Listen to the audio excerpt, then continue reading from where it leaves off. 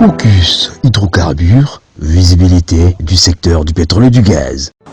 Le thème retenu pour la journée météorologique mondiale. Alors, pourquoi est-ce que nous avons voulu centrer cela sur les services, le rôle des services météo destinés au public? Parce qu'on dit prévoir, c'est guérir. Donc, un homme averti en vaut deux. Pourquoi? Parce que on parle souvent de calamités naturelles. Calamités, cela va tomber sur vous et cela peut créer beaucoup de difficultés. En agriculture, comme vous le savez, bon, il y a un ancien président qui avait décrété l'agriculture comme étant la priorité des priorités. Pourquoi? Parce que nous avons compris que les grandes puissances agricoles aujourd'hui, ce sont ces puissances-là qui dominent le monde. Parce que vous pouvez tout faire, mais vous finirez par manger. Donc, les services publics, météo destinés au public, apportent un soutien de taille à l'amélioration de la qualité des produits.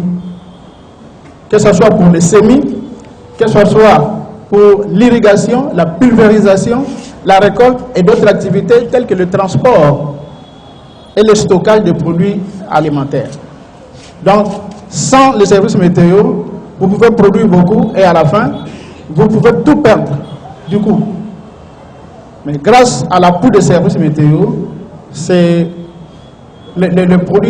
tous les produits que nous avons cités ici peuvent être conservés.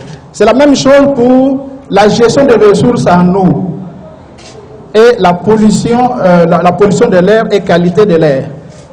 Je dis ceci que les services météo destinés au public fournissent des informations sur la température, l'humidité et autres états de l'atmosphère.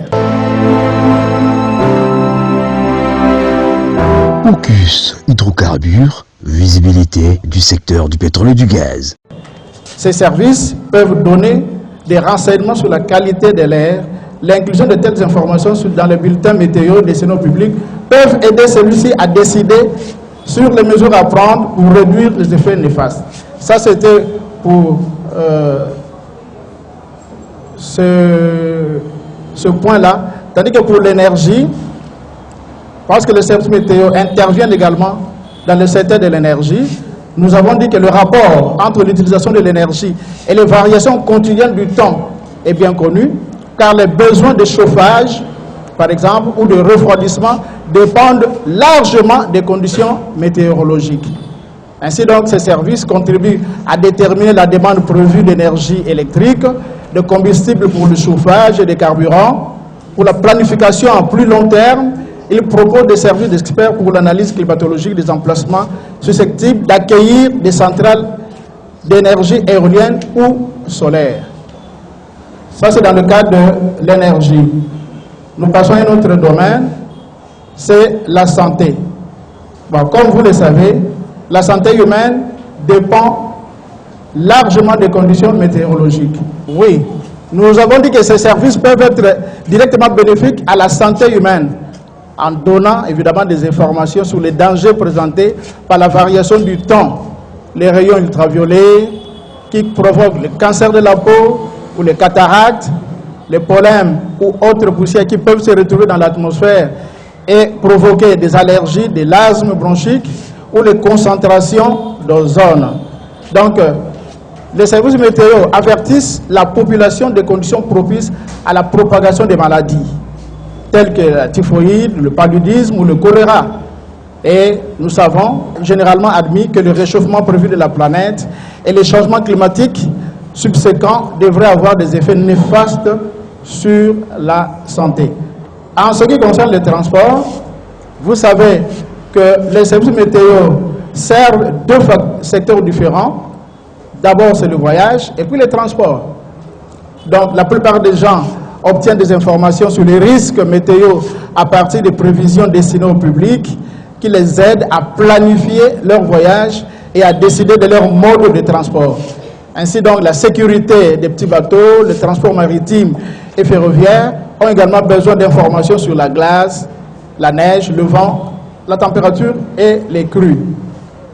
Voilà, ça c'est le domaine de la de transport. Nous passons à un autre domaine, le bâtiment. Comme vous le savez, la météo intervient beaucoup dans la planification des activités du bâtiment. L'industrie du bâtiment est extrêmement sensible au temps, car la planification à court terme de conditions dépend des conditions météo, parce qu'il est parfois nécessaire de retarder une étape du calendrier des travaux, alors que d'autres conditions météo peuvent influer sur la prise du béton. Par exemple, s'il neige ou s'il pleut, même si vous avez prévu de mettre du béton, vous allez retarder vos travaux à cause de ces intempéries-là. Dans le cadre de loisirs et tourisme, comme vous le savez, les loisirs et le tourisme représentent la plus grande industrie du monde. Et ces secteurs sont des secteurs économiques qui se développent le plus rapidement dans le monde. Bon, il est quand même assez malheureux de constater que nous, dans notre pays, nous avons négligé le secteur du tourisme, alors que beaucoup d'autres pays dépendent de ce secteur-là. Et ça rapporte beaucoup dans ces pays.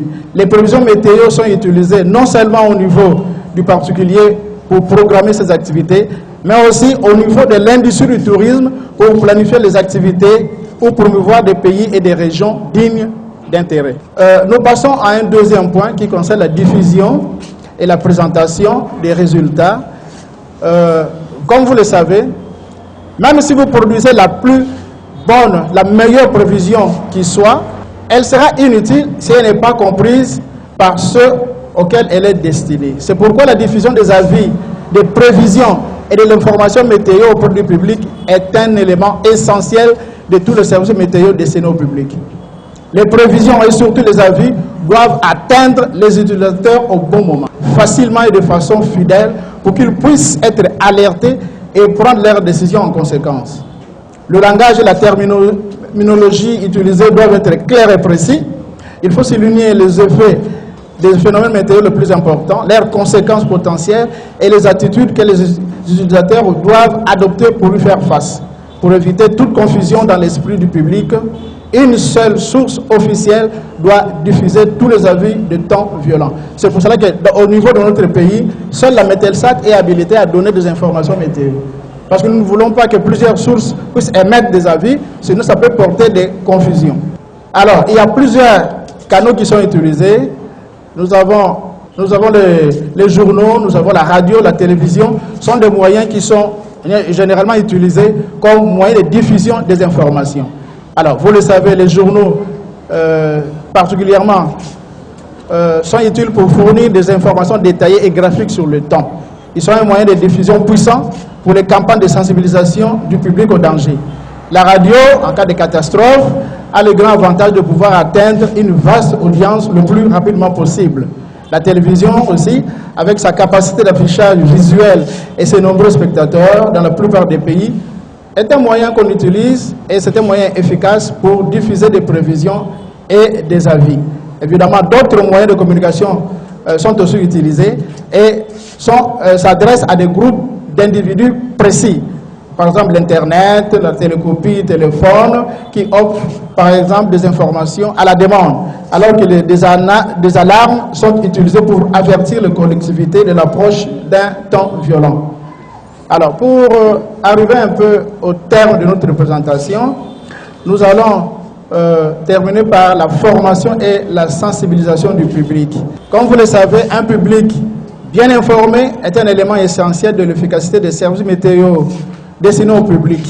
Les services météo et hydrologiques nationaux doivent faire des efforts particuliers pour former le public avant la situation d'urgence.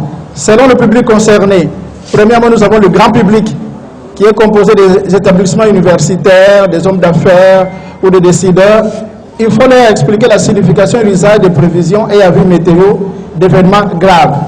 D'autres sujets tels que la météorologie, les catastrophes naturelles, les problèmes écologiques et le développement durable, pour atteindre les utilisateurs intéressés, on peut faire appel à une vaste gamme de méthodes et de matériel tels que les publications, y compris les brochures, affiches, bulletins et rapports, les diapositives, les vidéos et puis les documentaires, les campagnes concernant des événements météo particuliers tels que la journée météo mondiale, tel qu'aujourd'hui, nous profitons de cette journée pour sensibiliser.